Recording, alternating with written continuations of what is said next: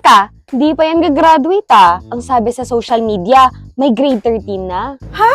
Totoo ba yan? Ang sabi naman sa feed ko, wala nang grade 11 at 12. Ano ba talaga? Ako si Kiara. At ako si El. At ito ang Malita Minute! Isang minuto ng mga back-to-back na maling balitang kumalat ngayong nalalapit na ang school opening. Bukod sa halalan, maraming nagpakalat ng maling impormasyon tungkol sa edukasyon na dinebunk ng Vera Files nitong Mayo.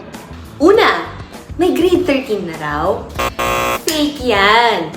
Sabi na mismo ng DepEd. Wala silang anumang plano na dagdagan ng isa pang baitang ang K-12. Totoo ba na optional na lang ang grades 11 at 12? Wala ring ganyang plano ang DepEd. Pero noong Enero, pinasa ng Kamara ang House Bill No. 11213. Layo nito na bigyan ng options ang grade 10 completers na maghanda para sa kolehiyo o di kaya ay mag-aral ng isang textbook program sa halip na mag-senior high. Bill pa lang ito hindi pa to batas. Eto pang isa.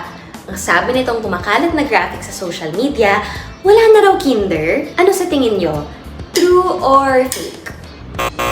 Fake yan! Nagbabala na ang DepEd at sinabing disinformation yan. Uulitin ko, hindi tatanggapin sa grade 1 kung hindi nag-kinder ang mga bata. Nay, tago mo na yung wallet mo. Nagbibigay raw ng 5,000 pesos si Senator Bongo at ang Malasakit Centers pambili ng school supplies. Hindi rin yan totoo. Si Senator Bongo na mismo ang nagsabi. At last na, nitong nakaraang buwan, ang daming kumalat na malita tungkol sa free college tuition law. Tulad nitong video na nagsabing si President Bongbong Marcos daw ang original author ng nasabing batas. Sa aking pagpalagay, dapat panahon na lahat ng estudyante ng lahat ng SUC sa buong Pilipinas ay libre na ang pag-aaral nila. Mali yan! Walang inakdang batas tungkol sa free college tuition si President Marcos noong senador pa lang siya.